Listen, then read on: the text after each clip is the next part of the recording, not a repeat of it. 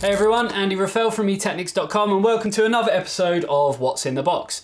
Sadly, it's just boxes today. Normally we kind of have that bit of variation, boxes, bags, so we can have what's in the box, what's in the bag. Today it's just boxes, but that's normally a good thing. It means that we have some pretty good stuff going on. And as per usual, I try and sort of make these videos where, you know, oh, what's in the box, what's in the box. I kind of generally know what's in the box, and today I actually know exactly what's in there, and I'm going to tell you it's going to be a good one. So let's start off with the smallest one and maybe move up into the bigger boxes. So first one is, I know from ADATA, or actually from the distribution company in the UK. So we have 8 gig of DDR4 2400. So this is a single stick. Now we're going to actually be using this. This is part of their XPG range, by the way. We're going to be using this for an upcoming build that we have based around gaming for basically under a certain price point. So essentially what I'm going to be doing is making two systems. I think I've explained this in another video and it's been all over social media, but what we're going to be doing is building two systems, one with a Ryzen 2200G, one with a Ryzen 2400G. One is going to be kind of under £400, the other one's going to be kind of around, I guess, £500. Hopefully, prices of memory, prices of just everything at the moment are sort of here, there and everywhere. They also sent us an XPG Storm RGB M.2 SSD heatsink. So if I open this up, show you guys exactly how it looks. So essentially this is a heatsink. It's one of the things, I guess, where it's more of like a personal preference as to if you actually need a heatsink or not. But it does look pretty cool, especially the fact that this is RGB.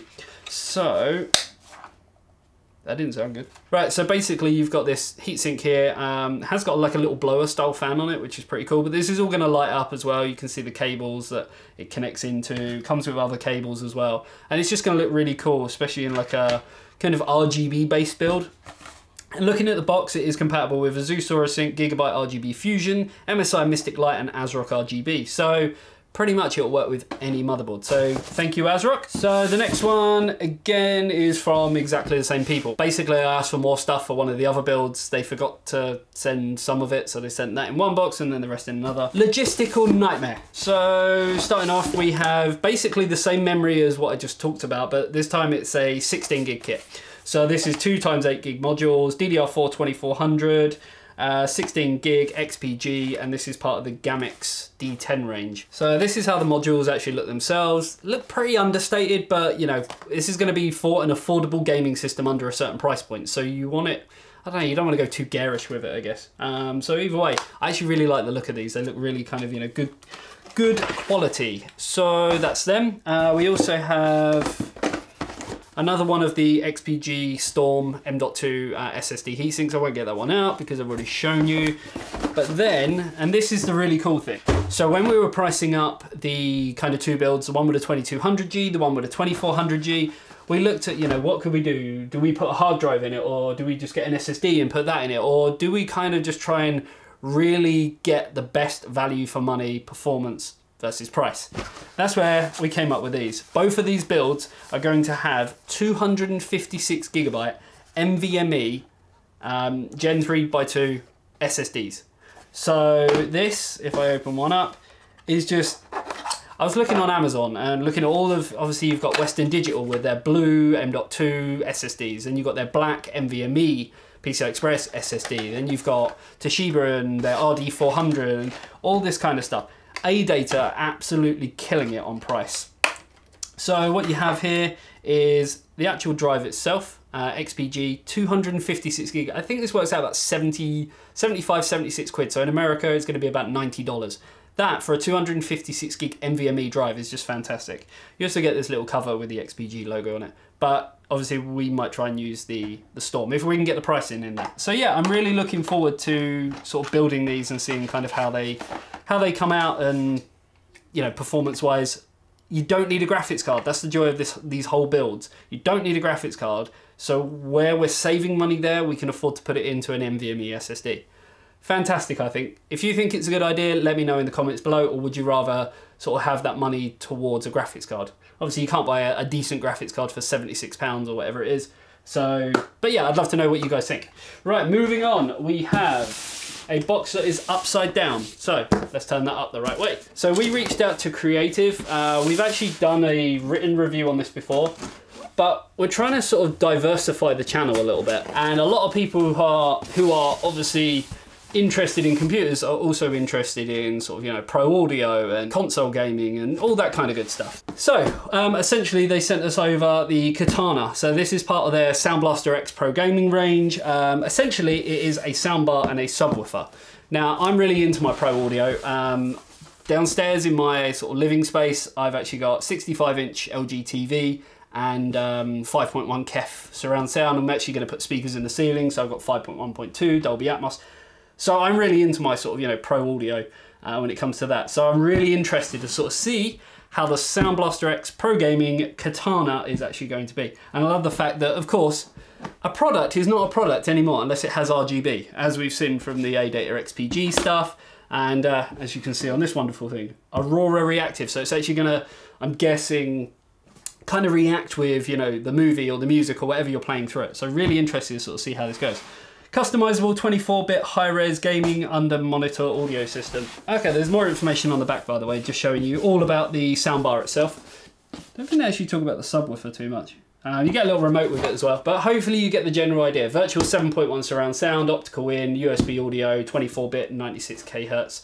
Digital audio, it's going to be a beast. 75 watts RMS, 150 watt peak. Moving on to the next one. Now this one I'm actually really excited about, because RAZER reached out to us and asked if we wanted to have a look at some, I guess, an upcoming product and also a current product. And these are going to be quite interesting because one of them kind of ties in with the same theme as the Sound Blaster X stuff. And if anyone remembers the video that I did for the What's in the Box last week, you remember I had a bit of a pet peeve, and RAZER have done it as well. Why do they put the sticky label right across there? Really frustrating, because when I go to cut it, just see what happens every single time. So if companies could stop doing that, that would be, you know, great. And yes, before anyone comments, I still have my trusty knife. I love it, I'm sorry. Basically, what you guys might remember is there is something else in there, that's why I'm leaving it there. At CES, we had a look at these and we did a video on it and article coverage. These are the RAZER, I'm not even sure how to pronounce it. I'm guessing it's Nomo. It doesn't look like Nomo. Nomo? How would you guys pronounce it? Let me know in the comments below. 2.0 gaming speakers. So these are the Nomo Chroma. There's a few different models that they do. I think it's the Nomo Chroma, the Nomo Pro, and then just the bog standard Nomo.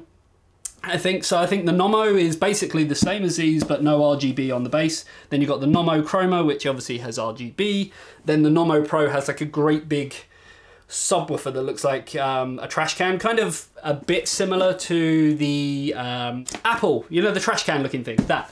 So really looking forward to these. This is the RAZER Nomo Chroma. So looks a bit like a speed gun. You know, like when people are like driving too fast and you just kind of hold it. But you'll get the general gist. So you've got obviously the driver on the front, you've got the bass, which has got the volume and obviously a bass control on it, cables coming out the back, power, auxiliary in, headphone, and some, yeah, really nice kind of rubberized cables. So yeah, really looking forward to sort of seeing how these look. And you can see just underneath the bass, just where the RGB is going to come through. Now, this one is actually, I guess, a little bit different for us. So for anyone who knows me personally, they know kind of my background and where I came from. I used to actually run one of the biggest mobile phone stores in the country back in kind of my younger years. So us not doing sort of mobile phone reviews has always been a bit of a weird one, because essentially, I guess I used to have the knowledge. I can't see, you know, it's going to be too difficult picking it back up again. It sort of makes logical sense to get back into it again. So that's when RAZER reached out to us, and I'm sure you're all sort of, you know, knowing exactly where I'm going with this. We have a SIM card. Thank you very much for watching. No, I'm joking, guys. We have the RAZER phone. This is just phenomenal. I'm actually really looking forward to trying this out. I'm actually going to take it out of this plastic now. As you can see, this is a brand new sample, never been opened, never been touched by anyone who doesn't work at RAZER in their factory when they're manufacturing it. But I'm really looking forward to this. For anyone else who knows me, they know that I am a bit of an Apple, not a fanboy, because I'm not a massive fan of Apple Macs, but I have got obviously my Apple Watch, Series 3 GPS cellular, and then I've got my iPhone 10 as well. So for me, this is really just different, I guess. But let's open it up and have a quick look. So really, really nice box. And there you go. It gives you, like any RAZER product, anyone who's had RAZER, they've always noticed that they get this kind of, you know, little greeting. But yeah, watch, listen, play. So if I can take this out, this is huge. That's what she said. There you go, the RAZER phone. Might as well take this off now. Oh, I love this. It's absolutely huge. I mean, the iPhone 10 is not exactly small, but damn, look, it's like a tablet. Comparison. I mean, this is crazy. But wow, does that feel good quality. One of the main reasons why I get Apple phones is because the quality is just unparalleled. But this is just, wow. So we will have a full video review on this and probably do a written review as well. Just going to see what else you actually get with it. The box is so cool. So inside the box, it's all kind of split into different compartments. So obviously a bit of literature for you. Then another one with, oh, what's in here?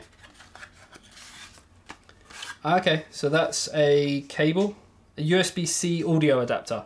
Okay, so they've got courage. Basically, they've done what Apple did. They have courage. They got rid of the 3.5mm jack on there. So what they've done is actually supplied you with a USB Type-C to 3.5mm jack. Thank you very much for that. We also have the USB Type-C cable as well. I'm really looking forward to actually how quickly this charges. For anyone who doesn't know, this has got like a 4,000 milliamp battery, so it's one of the best in its class. I think the iPhone 10's only got like 3,000 milliamp, something, you know, peasant-like for a £1,000 phone. This is actually cheaper, so. And then in here we have the, wow, that's a big power brick. So yeah, I'm guessing this is actually going to charge really, really quickly.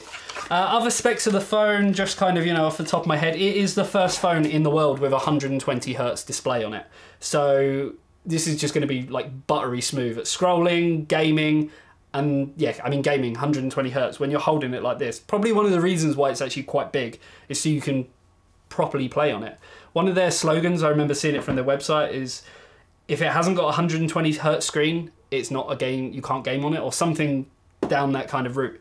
So really, really looking forward to sort of seeing what this bad boy can do, especially for someone like me who's never really been a massive fan of Android. I've got an Android tablet, but for a mobile phone, I stick to iOS. So yeah, there you go, guys. Hopefully you enjoyed this video. I'm not going to say the usual stuff. This video's gone on way too long as it is. If you're looking forward to any of this, let us know what you're actually looking forward to. The A-Data stuff, the RAZER Chroma, the Katana, or the RAZER phone. I know which one I'm going to look at. Till next one, guys. See you later.